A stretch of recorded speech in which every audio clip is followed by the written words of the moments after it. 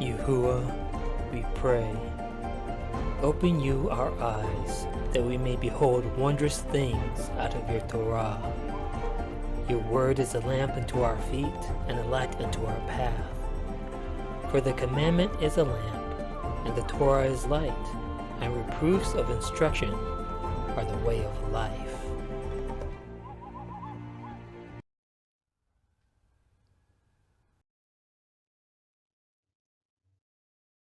We're going to talk about the letters of Shaul, or Paul, especially concerning the people that Paul was writing about, Paul's Greeks. Who are the Greeks that Paul was discussing when in his letters he talks about the Jews and the Greeks? Was he talking about people that were ethnically Greek, as in descendants of Yawan or Javan? Or did he mean something else? Was it a different kind of people? Who are Paul's Greeks?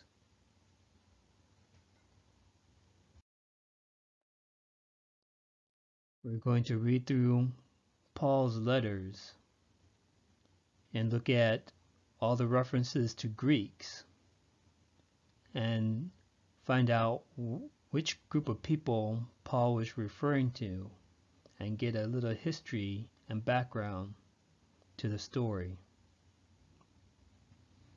Romans chapter 1 verse 14.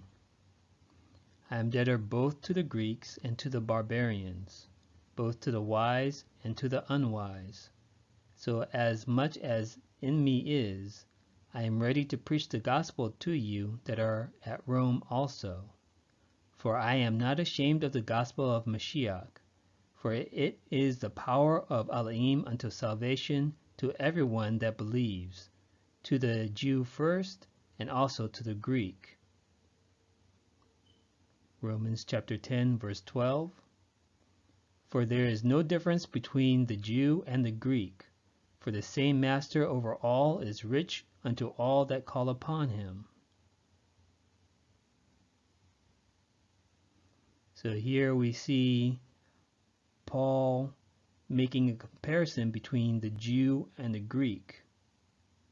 And it's interesting that it's not between the Israelite and the Greek, but the Yahudi, or the Jew and the Greek.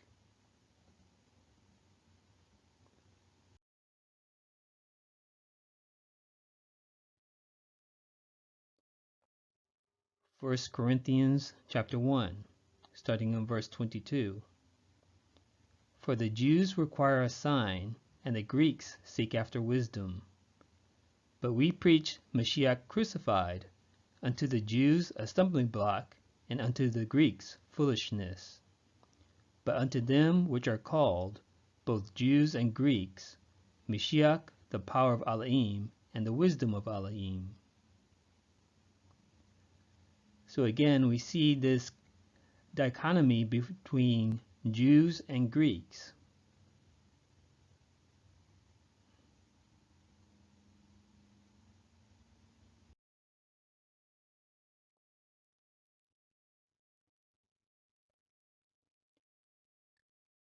Galatians chapter 2, verse 3. But neither Titus, who was with me, being a Greek, was compelled to be circumcised. Titus is another name for Timothy. So Timothy was called a Greek. Now what does that mean? Was Timothy a Greek by ethnicity? Was he a descendant of Javan? Or does it mean something else? Galatians chapter 3, verse 28. There is neither Jew nor Greek. There is neither bond nor free. There is neither male nor female, but you are all one in Mashiach Yahusha. And if you be Mashiach, then you are Abraham's seed and heirs according to the promise. Now, it talks about the Jew and the Greek again, and it says that the Jew and the Greek are one in Yahushua HaMashiach. However, when you go through the Torah and the prophets, you never see the prophets mentioning the uniting of the Jew and the Greek. But you do see many times through the prophets talking about the uniting of the house of Judah and the house of Israel, which were split into two kingdoms. The prophets prophesied that the two kingdoms would become one again. In verse 29, if you be Mashiachs, then you are Abraham's seed and heirs according to the promise. And if we remember Paul's letter to the Romans, chapter 9, that the promises have to do with Israel.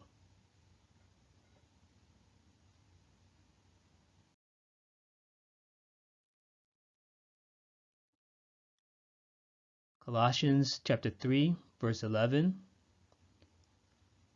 where there is neither Greek nor Jew, circumcision nor uncircumcision, barbarian, Scythian, bond nor free, but Mashiach is all and in all.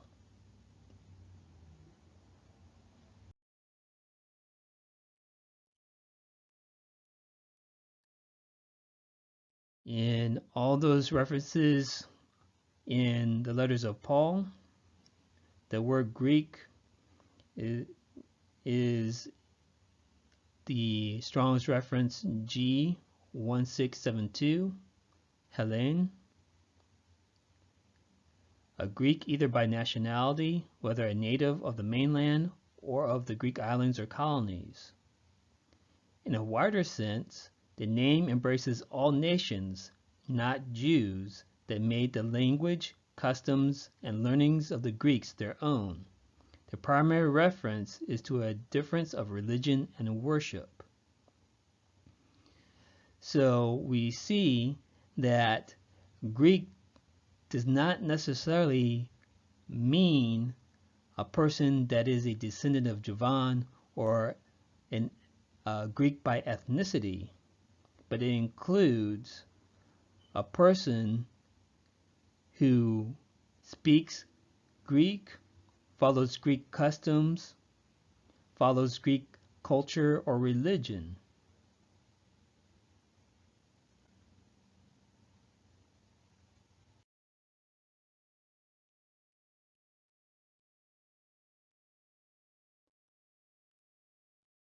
So we finished looking at all the references to Greeks in the letters of Paul.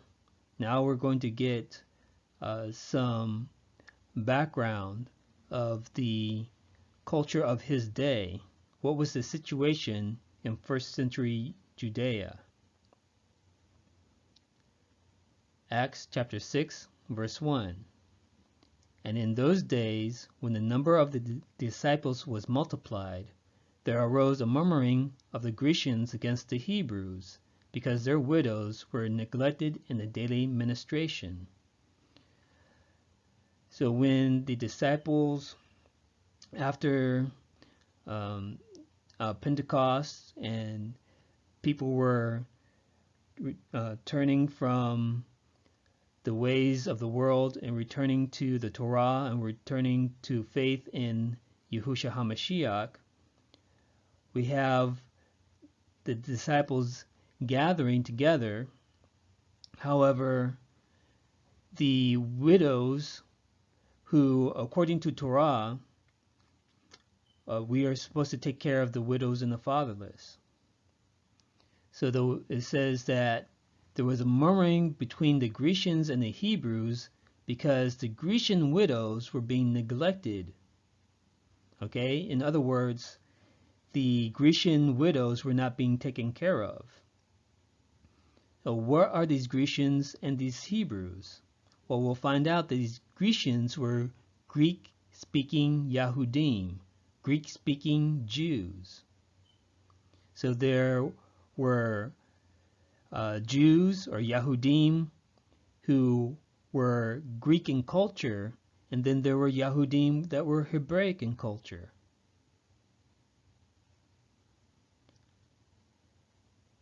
Acts chapter 9, verse 29.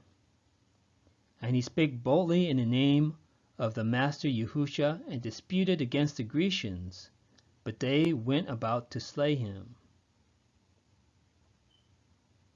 Acts 11, verse 20. And some of them were men of Cyprus and Cyrene, which, when they were come to Antioch, spake unto the Grecians, preaching the master Yahusha. So in all three of these passages, the Greek word that's translated in English as Grecian is the same.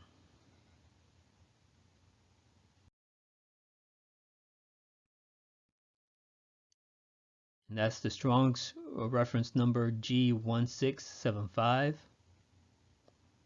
Hellenistes,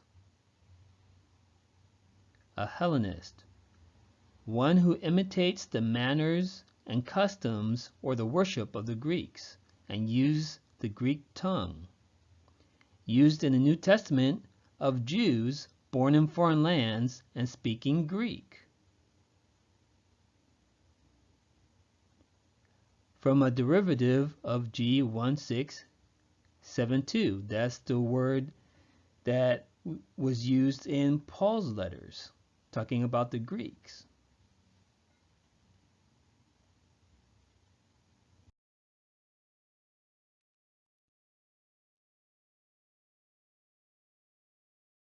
All right, so now that we have an understanding that Greek is a term not necessarily referring to a person's ethnic background, but it can refer to a person's culture and language. Mattiyahu, or Matthew chapter 15, verse 22. And behold, a woman of Canaan came out of the same coast, and cried unto him, saying, Have mercy on me, O Master, you son of David. My daughter is grievously vexed with a devil. Mark chapter 7, verse 26.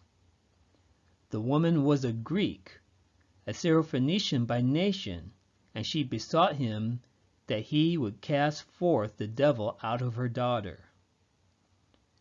So Matthew 15:22 and Mark 7:26 is talking about the same episode. So in Matthew, the woman is called a woman of Canaan. In Mark, she's called a Greek, a Syrophoenician by nation. So is she a Canaanite or is she a Greek? Is she a Greek or is she a Syrophoenician? Okay, so we'll see that she was Greek by language and culture, but she was a Syrophoenician and Canaanite by ethnicity.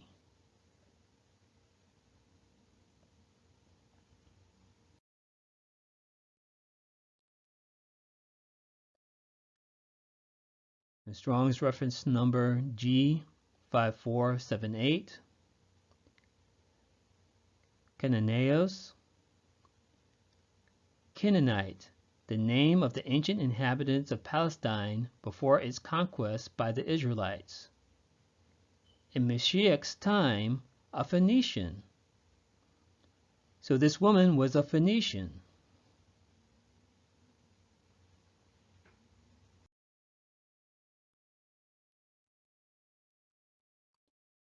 Strong's reference G4949. Syrophoenician,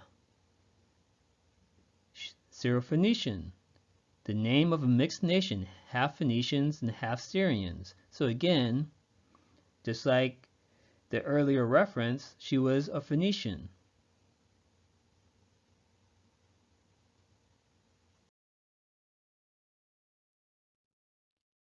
And that word Greek is the Strong's reference number G1674.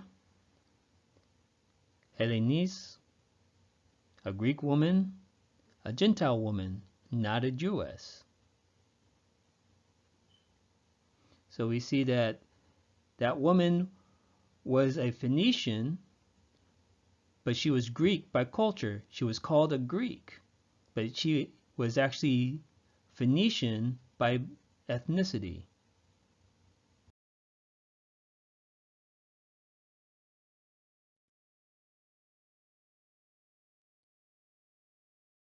Okay. Luke chapter 23, verse 38. And a superscription also was written over him in letters of Greek and Latin and Hebrew. This is the King of the Jews. Yehukanan, or John chapter 19, verse 19. And Pilate wrote a title and put it on the cross, and the writing was, Yehusha of Nazareth, the King of the Jews. This title then read many of the Jews, for the place where Yehusha was crucified was nigh to the city, and it was written in Hebrew and Greek and Latin. Okay, so we understand that Hebrew was the language of the Yahudim. Latin was the language of the Romans. And Judea was under the subjugation of the Romans in the time of Yahushua HaMashiach. Greek was the language of trade. It was pretty much the universal language. Just like today, pretty much anywhere you go in the world, people who do business will be able to speak English. English is pretty much the international language of business in the world today. Well, this was the way Greek was in the time of the first century. Greek was the international language of the Roman Empire.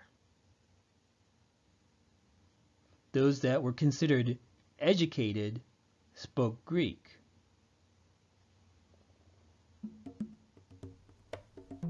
Shema Yisrael.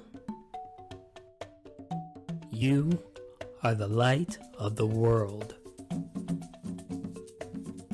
Let the love of Yahuwah and light of Torah shine in your hearts.